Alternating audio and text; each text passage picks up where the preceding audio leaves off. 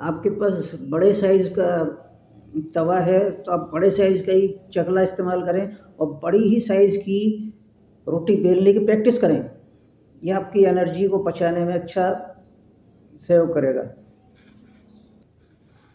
ये बड़ी साइज़ की चपाती को बेलने के बाद उसको हैंडल करना, जैसे आपको शुरू-शुरू में खाना बनाना नहीं आता था, शुरू-शुरू में छोटे साइज़ की रोटी बनानी भी नहीं आती थी, पूड़ी बेलनी भी नहीं आती थी। इसी तरह कोई ज़्यादा मुश्किल नहीं है, बड़े साइज़ की आप रोटी या पराठे बेलने की कोशिश करें, उसको अच्छी तरह हैंडल करना सीखें कि उसको उठाते और तवे पर डालते टाइम उसको आपको उसकी साइज़, उसकी शेप बिगड़े नहीं। बस ये प्रैक्टिस की बात है।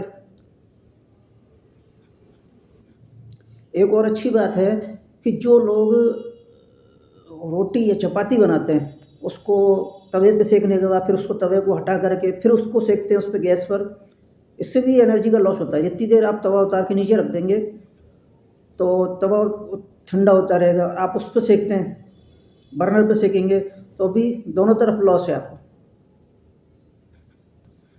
एक तरफ आपका तवा ठंडा होता जाएगा, दूसरी चीज़ आप उसको बर्नर पे ये सेकते हैं तो उसमें से कई सारे मिनरल्स, विटामिन्स उसका लॉस होने की भी पॉसिबिलिटी होती है। इसकी बजाय आप चपाती को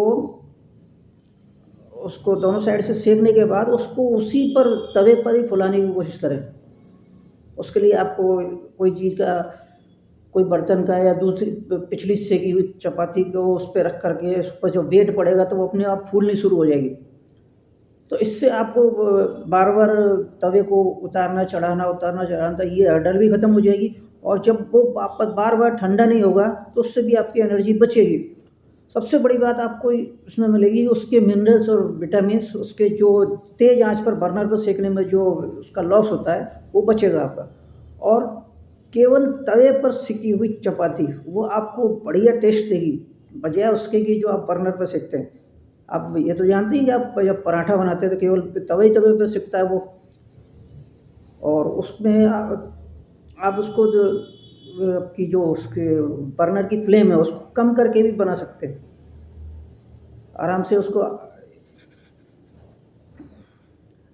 इसमें सबसे अच्छा फ़ायदा है आपको उतना परेशान नहीं होना पड़ेगा, बार-बार तवा उतारना, चढ़ाना और फिर उसको बर्नर पे जो हम चपाती को सेकते हैं तो फटाफट उसको पलटना पड़ता है, इधर-उधर सरकाना पड़ता है। इसकी बजाय आपकी स्पीड अच्छी है, आप